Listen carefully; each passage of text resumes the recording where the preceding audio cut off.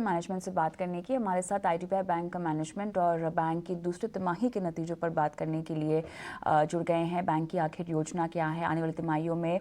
Bank के DMD Suresh Kishan Chand खातनहार मेरे साथ जुड़ गए हैं और स्वागत है आपका हमारी इस पेशकश में। पहला सवाल नतीजों को लेकर ही होगा। जिस तरह से ईयर ऑन ईयर ग्रोथ दिखाई दे रही है 15% की, लोन ग्रोथ में अगर हम देखें Q3 Q4 में किस तरह का आपको लगता है कि ट्रेंड एक आता हुआ दिखाई देगा, और कोई भी बदलाव आप देना चाहते हैं गाइडेंस की लोन ग्रोथ के लिहाज से अगर देखा जाए, पहले के 15% के मुकाबले कुछ और बदलाव करेंगे आप इसमें?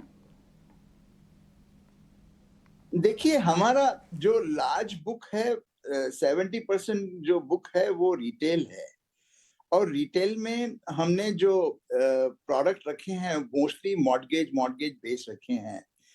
तो उसमें हमारी 10 से 12% की जो ग्रोथ हमने एनविसेज की है वो होगी।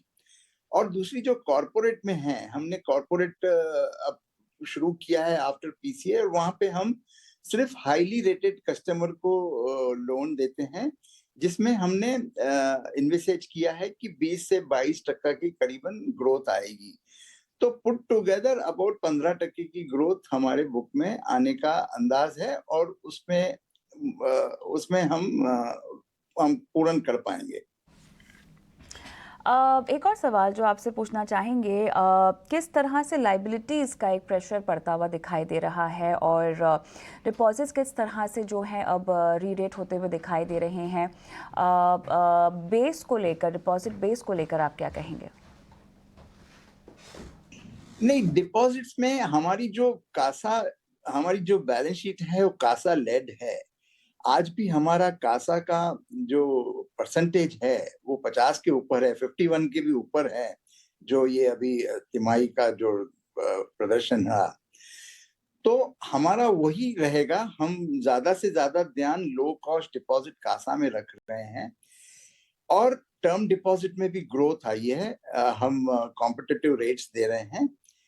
और दूसरी बात, हमारी जो ग्रोथ है रिटेल की, उसको और हमारी जो डिपॉजिट प्रोफाइल और लिक्विडिटी को मिलाकर देखें तो हम सफिशिएंटली प्लेस्ड हैं। और बाकी हम इस तरह से मैनेज कर रहे हैं ग्रोथ ऑफ क्रेडिट और ग्रोथ ऑफ डिपॉजिट को, जिस तरह हमारा निम भी कंट्रोल में रहे, कॉस्ट ऑफ डिपॉजिट भी कंट्रोल में रहे। तो उसमें कोई बहुत बड़ा चैलेंज नहीं लग रहा। बाकी तो अगर डिपॉजिट लेने हैं तो जो हाई कॉस्ट डिपॉजिट है उसको हम नियंत्रण में रख रहे हैं।